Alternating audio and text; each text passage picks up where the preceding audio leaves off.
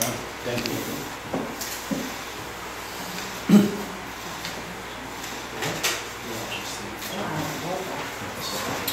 Okay, good evening everyone, 7 o'clock. And this is an extra meeting of Oakham Town Council. Apologies, please. None, Chairman. No apologies. Yes, David, through me. Okay, apologies for David. Okay. Can I have a proposal for David? Apologies. Paul, seconder. All in favour? All against? Abstain? Abstain. Okay. Declaration of interest. Does anyone have any disclosable pecuniary interest in the items on the agenda tonight? No? If you have any other interest, then in respect of the items on the agenda, please notify us, and also you should inform the clerk if there are any changes to your registered members' interests. Okay. Councillors' questions. As far as I'm aware, none. No, mate. Okay. Deputations by the public. None tonight. There's no public. Item 5, suspension of Standing Order 12A to be able to discuss item 6. Can I have a proposal that we suspend standing orders? I'll propose. Second. All in favour? Against? Right, item 6, which you will now receive a report from the Finance Working Group. And that item before us is to decide on two things, or one of two things. Whether to submit the accounts as previously approved at the Council on the 10th of June without amendment, or to approve the restated accounts detailed in the Finance Working Group's report at Appendix A, which was received on Saturday morning. We are not here to consider the circumstances surrounding how the items were incurred or their method of authorisation, simply the accounting treatment, nothing else. Is everyone clear on that? Okay. We have received emails from Grant Thorton, the external auditors, and I'll just read them out to you. First one is response to Richard's email to them on the 23rd of June. Further to my conversation yesterday with Angela, and for the avoidance of doubt, please will you confirm that the submission to you on the 30th of June of Oakham Town Council's duly approved annual return for 2014-15 will not give rise to a qualified audit report simply by dint of being submitted after the Council's appointed audit date of 26th of June. Also, please would you summarily confirm that the submission of an amended annual return duly authorised by the Council will not give rise to a qualified audit report simply by dint of there being amendments totalling £848. The response to that was from Jed Small, a bit small. Happy to confirm both points. Then followed another email from Richard on the 25th of June. Morning, Jed. Jed, was it Jed or Jed? Doesn't matter. No. Further to my email to you on the 23rd of June, to which you can reply on the same day, I stated amendments totalling £848. This should have read £1,421. Are you happy to reconfirm both points as per your email? And an email received today, this morning in fact. Richard, please accept my apologies for the delay. Yes, at £1,400 my comments would still apply. So what we've got there is a comment or an observation from the external auditor to say that as far as they were concerned, the accounts may be put in with up to £1,400 error. Okay. We have decided, though, to have a meeting to discuss this, because if we've got the opportunity to put in correct accounts, I'd sooner do that than put in known incorrect accounts. And that's why we're here tonight. So, Councillor, as a member of the Finance Working Group, could you please introduce your report? And I'm sure that the meeting would appreciate an explanation of the treatment of the £2,250 income as well, if you could include that. Stand no, oh yes, stand up, sorry. Okay, we have met several times as the newly constructed finance group to try and as clearly as possible state the nature of the errors and what should be done. These amounts are known in the trade as timing differences. The Council throughout the year in its monthly statements reports on a receipts and payments basis. Purely cash received and cash paid out. When it comes to the year-end accounts, which are the basis of the return, the Audit Commission requires that accounts are stated on a different basis, so that you bring in timing differences to point out what should have been payable or should have been received, even if it wasn't. Timing differences. So you end up with an income and expenditure account instead of a receipts and payments account by dint of these timing differences. And the items mentioned here are two amounts of payments and items of expenditure and one amount of income which weren't properly treated in the first set of accounts. So the two amounts of expenditure are the sets of solicitors amount of £19.20 and an amount owing to Wilkins Chapman of £829, which were not shown in the balance sheet as liabilities, even though by the time the accounts were prepared, they were known to be payable to those, by the council, to those two suppliers. So they have been brought in as creditors. Another word for that is accruals or provisions. All of these words mean the same thing. Amounts of expenditure have been provided for, even though they weren't paid in the period. They have been provided for by these entries, two entries of expenditure.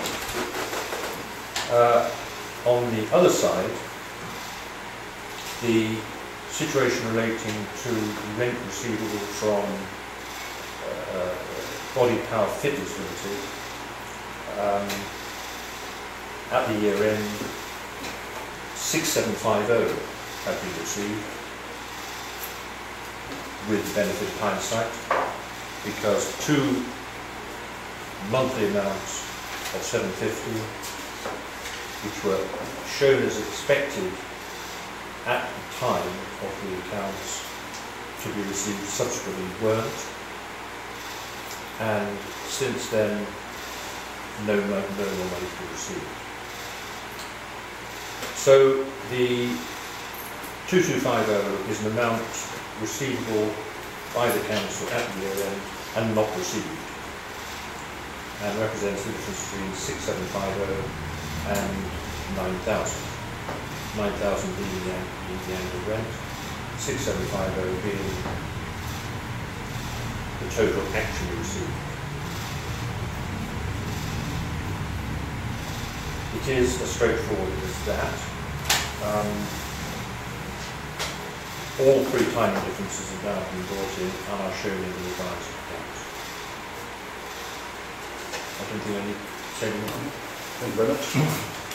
Yeah, at this point I'd like to record my thanks to the Finance Working Group for undertaking this work in such a short space of time and for getting the report ready for this meeting, because there was only about a week's notice of this meeting. So thank you very much to everyone, and I'd like that recorded for us. I intend to give all members the opportunity to speak on the subject, commencing on my left and going around the table. Okay, so if you can go first. Well, actually, I've read it and I've got no further questions or comments actually. I've got nothing to add. Thank you. I'm more than happy with the amendments that have been made.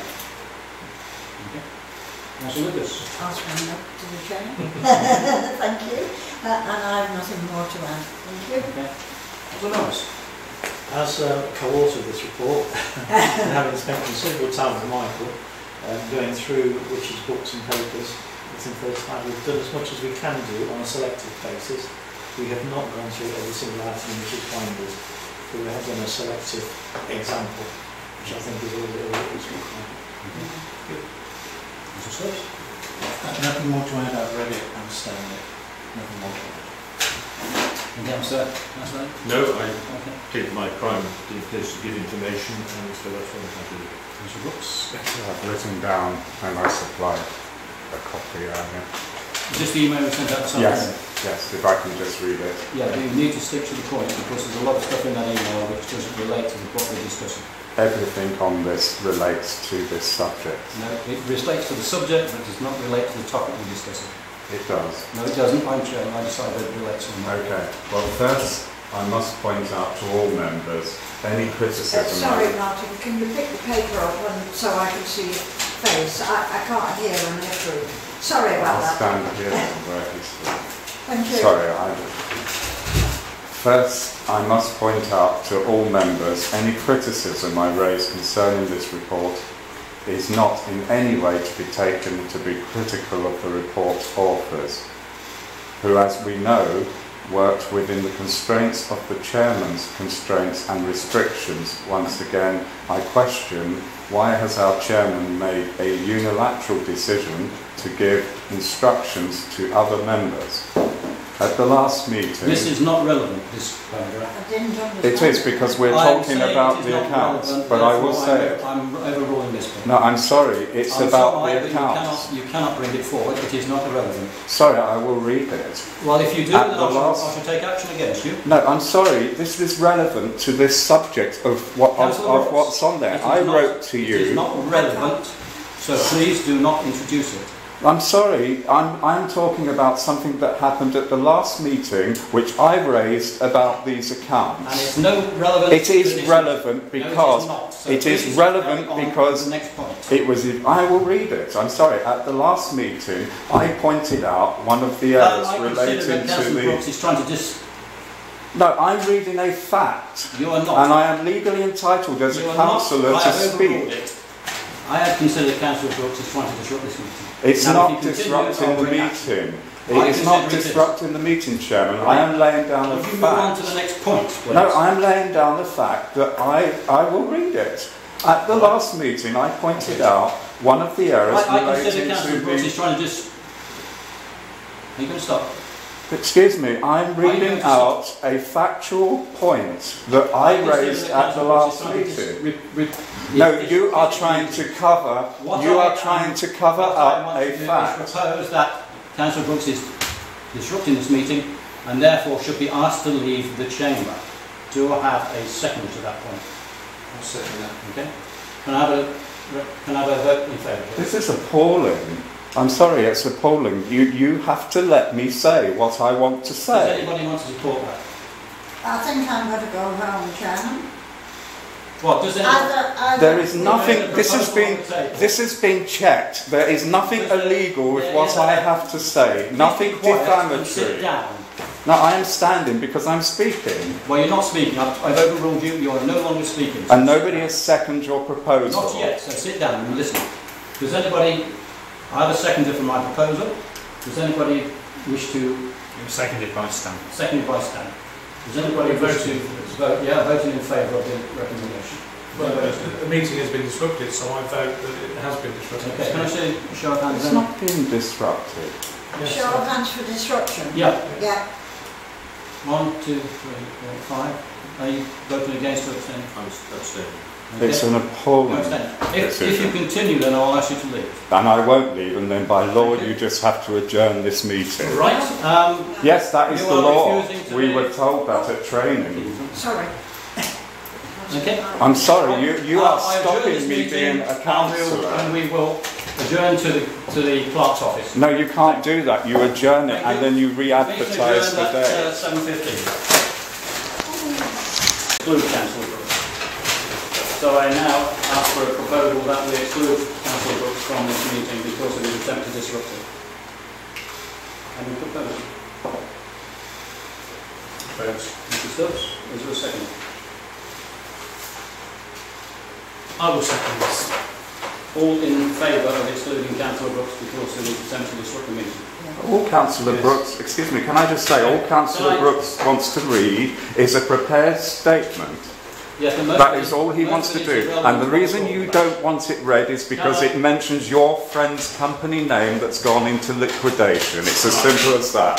Based on Body that, Fitness I'm gonna- Limited. I'm going to vote for. Can I have a, I've just got a proposal and a seconder for excluding him. Can I have a show of hands in favour of excluding Councillor Brooks because he was attempting to disrupt the meeting? It's not an attempt to disrupt the meeting. I've prepared for this meeting and I only just read Are you it. voting for or against? I'm voting against, but Okay. obviously it's a silly... Thank you, motion passed. Exclude the meeting, then would you please leave? And Mr Brooks is a councillor representing the people of Oakham on the position, and he is not leaving the meeting. Now what? It's okay, I need to look at